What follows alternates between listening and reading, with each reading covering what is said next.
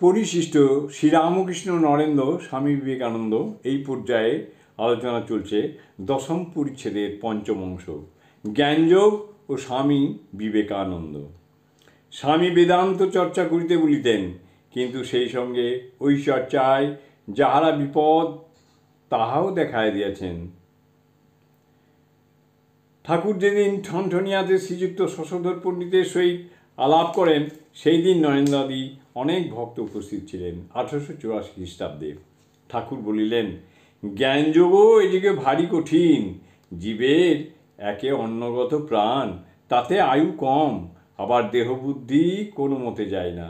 এদিকে দেহবুদ্ধি না গেলে একেবারে ব্রহ্মজ্ঞান হবে না। জ্ঞানী বলেন, আমি সেই ব্রহ্ম, আমি শরীর নই, আমি ক্ষুধা, তৃষ্ণা, রোগ, শোক, জন্ম, মৃত্যু, সুখ, দুঃখ এ সকলের পাঠ। যদি রোগ, শোক, সুখ, দুঃখ এসব বোধ থাকে, তুমি জ্ঞানী কেমন করে হবে?